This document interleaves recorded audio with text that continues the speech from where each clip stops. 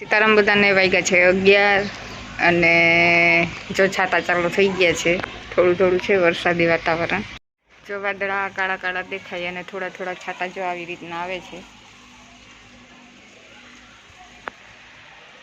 શાક ચડે છે, સુધારી અને વઘારી નાખ્યું, પછી પાણી ભરી લીધું અને હવે બનાવી રુદ્ર માટે લાફી.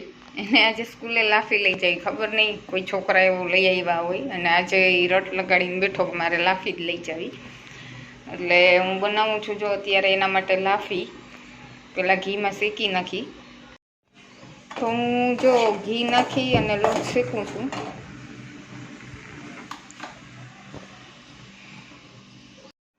ઘરે બનાવવી હોય અને ઘરના માટે જો બનાવવી હોય તો તેલમાં પણ લોટ શેકાય એમ. અને ઘણા બધા મોસ્ટ ઓફ તેલમાં જ શેકે. અને માતાજીની જો લાફી બનાવવી હોય તો એ ઘીમાં શેકવામાં આવે છે લોટ. તો મેં તો ઘી નાખ્યું રુદ્ર માટે, મારે બનાવવી એ માટે.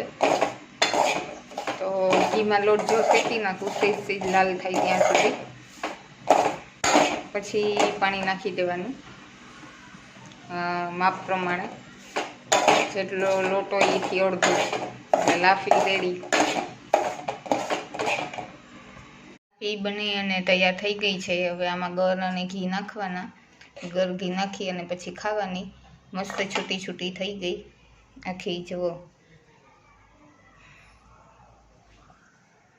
ફર્સ્ટ ટાઈમ રુદ્રએ પહેર્યો એનો સ્કૂલ ડ્રેસ, જે આ તૈયાર જ હતો એ પહેરી લીધો. જો શૂઝ, વ્હાઈટ મોજા હે ને રુદ્ર, ઊંચું કરતો. હા, વ્હાઈટ મોજા. આ પૂરો એનો સ્કૂલ ડ્રેસ શનિવારનો અને એક બુધવારે આ પહેરવાનો. સીવવા નાખ્યો, એ ડેઈલી માટેનો છે, એ જ આવ્યો નથી. અને આ ટાણે જો સ્કૂલનો ટાઈમ થઈ ગયો, વાગ્યા 12:05 વાર છે. એટલું દૂર નથી થતું મારા ઘરેથી, એટલે હું 5 જ મિનિટમાં પૂગી જાય. અને હું રુદ્રને સ્કૂલે મૂકવા જાઉં છું. કેવી લઈ ગઈ? ખાઈ નહીં ગયો અને નાસ્તામાં પણ ભરી લીધી. આજે એને ખાવાનું મન હતું લાફી નહીં, હે લાફી ખાવાનું મન હતું ને. ભીંડાનું શાક બની અને રેડી થઈ ગયું છે. રોટલી પણ મેં બનાવી લીધી. વાગ્યા અત્યારે 12:15 માટે જમવાનું બનાવી લીધું. 12 વાગે તો થઈ જ જાય. રુદ્ર શાક ને રોટલી લઈ જાય ને તો એ જમીને પણ જાય અને શાક રોટલી પણ લઈ જાય. આજે એને લાફી ખાવી હતી તો એને તો લાફી બેગમાં ટિફિનમાં ભરી દીધી અને થોડીક ખાઈને પણ ગયો. એટલે એનું આજ અલગ હતું. એટલે મેં સ્કૂલે મૂકી આવી પછી રોટલી કરી. નકર તો 11:15 એટલે મારે થઈ જાય. એટલે રુદ્ર પછી ખાઈ નાઈ અને 12 વાગે રેડી થઈ. અને ટિફિનમાં પણ મોસ્ટ ઓફ તો શાક ને રોટલી જ ભરીને જાય. ક્યારેક કી અલગ તો અલગ લઈ જઈ અને બનાવી દો. આજે એને લાફી ખાવાનું મન હતું તો લાફી કે મીઠું ખાવું મારે ટિફિનમાં ભરી જવું, તો પછી બનાવી દીધી. એ અલગ જે કહે શાક ભાવે એવું ન હોય તો એની પસંદનું પણ હું બનાવી દઉં. અને હાલતા કહીએ, કારણ કે લંચ બોક્સમાં જે રીતના છોકરાઓ અલગ અલગ લઈ આવતા હોય એટલે આપણે આપણા છોકરા પણ કહીએ જ કે આ લઈ જવું. એટલે પછી મેં આજે એનું મન હતું તો બનાવી દીધી. અને એવી રીતના અલગ અલગ દિલ્હીમાં લઈ જવાનો. નાસ્તો બહારનો ખાવાનો, નાસ્તો કોઈ બહારનો લઈ આવતા જ નથી ને ત્યાં છોકરા. આવી રીતના ઘરનું જ બનાવેલું લઈ જવાનું જે હેલ્ધી હોય. એ રીતના રુદ્ર પણ આજે લઈને ગયો. વાતાવરણ મસ્ત વરસાદી છે અને હું તૈયાર થઈ ગઈ રુદ્રને તેડવા જવા માટે. 4:45 થોડીક વાર છે. હું હમણાં જઈશ સ્કૂટર લઈને. જો મસ્ત અંદરનો નજારો સાંદીપનીનો. આ સ્કૂલ પહેલાં આવે. આ છે જો રમતનું, વોલીબોલ, ક્રિકેટ ત્યાં રમાય છે. અને જે સ્કૂલ જે છે તે નથી.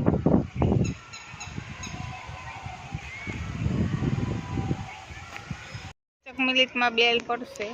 પાછળ દેખાય ને એ મંદિર છે, હરિ મંદિર, સાંદીપની હરિ મંદિર. અને મેં જે દેખાડ્યું નજારો, ત્યાં હોસ્ટેલ પણ છે છોકરાઓને રહેવાની.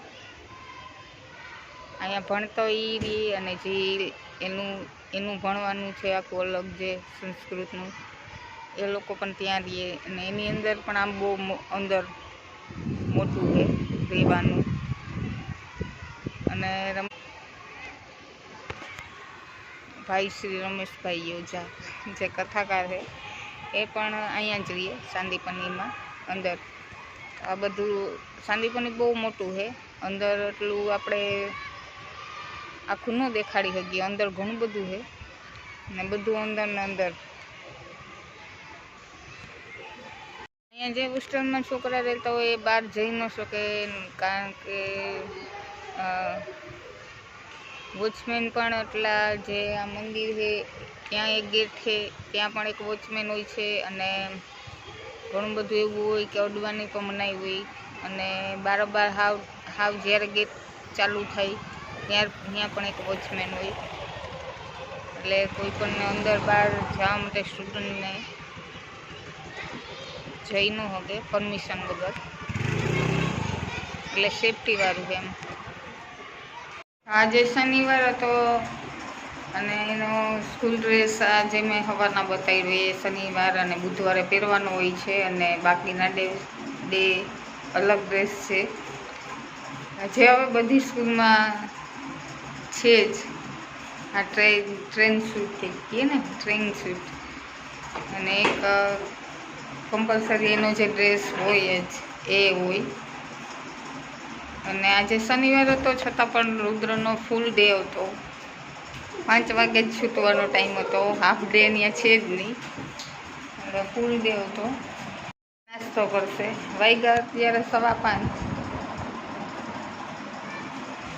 અત્યારે જોઈએ તો સ્કૂલો પ્રાઇવેટ બહુ વધી ગઈ છે. તો ઘણા પાસેથી હું ઘણી વાર સાંભળતી હોય કે આ સ્કૂલમાં બેહાડો તમારો છોકરો હોશિયાર થાય,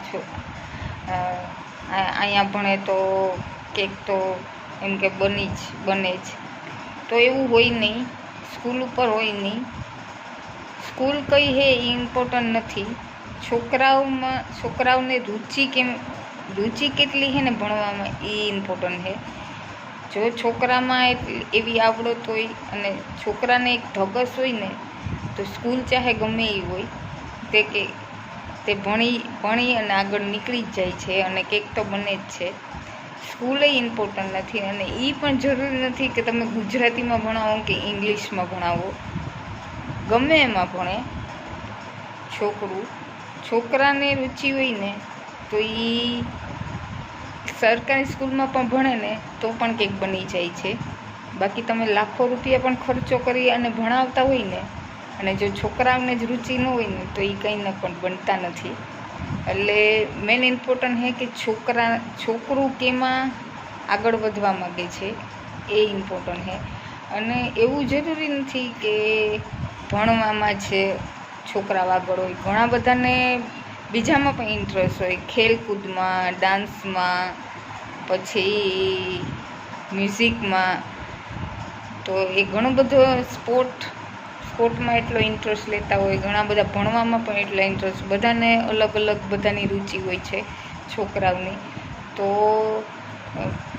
એમાં આપણે પ્રોત્સાહન દેવાનું હોય કે એને કેમાં રુચિ છે. ઘણાને ખેલકૂદમાં હોય તો એમાં આપણે આગળ વધવામાં વધારાય અને પ્રોત્સાહન દેવાય કે એ છોકરોને સપોર્ટ એક દેવાય કે એમાં એ આગળ વધે, જરૂરી. અને એક તો એવું નથી કે ગુજરાતીમાં ભણે તો છોકરા કંઈ ન હોય. આપણા ઘણા પહેલાંના જે છે, પહેલાં એટલી સ્કૂલો હતી જ નહીં. પહેલાં એક સરકારી સ્કૂલ જ હતી અને ગુજરાતી જ હતું. તો પણ ઘણા સાયન્ટિસ્ટ છે, ઘણા ડૉક્ટર છે, એ બધા ગુજરાતી ભણી અને આગળ વધ્યાય ખરી અને બન્યાય ખરી. તો એ જરૂરી નથી કે ઇંગ્લિશ મીડિયમમાં ભણો કે ગુજરાતી મીડિયમમાં. બધું છોકરા ઉપર હોય છે. છોકરામાં આવડત હોય, છોકરાને એવી રુચિ હોય, છોકરાને એટલી ધગસ હોય કે મારે ભણી અને આગળ વધવું, તો એ સ્કૂલ ચાહે ગમે એ હોય, ભાષા ચાહે ગમે એ હોય, તો વધી જ જાય છે. ચાહે ગુજરાતીમાં ભણાવો, ચાહે ઇંગ્લિશમાં ભણાવો, છોકરાને જેમાં રુચિ હોય ને તો એ આગળ વધી જ જાય છે. અને હું તો એમ જ માનું કે બધા એવું ન જરૂરી હોય કે ભણવામાં જ હોશિયાર હોય. ઘણાને બીજામાં એટલો ઇન્ટરેસ્ટ હોય, તો એમાં તમે એને આગળ વધવા પ્રોત્સાહન આપો અને એક સપોર્ટ આપો કે એમાં એક એક કરી અને દેખાડે. આપણો સપોર્ટ હોય તો એ કંઈક કરી દેખાડે. ને પછી આપણે એને બીજામાં એવો ઇન્ટરેસ્ટ હોય ને આપણે એમ જ કે ભણ જ એમ તું, અને જો એને ભણવામાં ઇન્ટરેસ્ટ જ ન હોય એટલો, તો એનું બધું બગડી જાય છે છોકરાનું. તો એ એક જ ધ્યાન રાખવાનું કે એને કેમાં ઇન્ટરેસ્ટ એટલો હોય અને કેમાં એ આગળ વધી શકે છે. તો એમાં આપણે આપણું પ્રોત્સાહન દેવાનું અને એક સપોર્ટ દેવાનું મા બાપને એના છોકરાઓને કે એમાં એ આગળ વધી અને કંઈક કરી અને દેખાડે. આરોશી એકડો ઘૂંટે છે, હું એને શીખવાડું છું. અને આંગણવાડીમાં જઈ બેય સંજય અને આરોશી. પેલા સંજયનો વારો આવ્યો એકડાનો નહીં, સંજયે ઘૂંટી લીધો અને હવે આરોશીનો. એટલે હાથ થોડોક વળી જાય લખવામાં. બોલી તો હાલીએ જ, પણ લખવામાં થોડોક વાંધો આવે.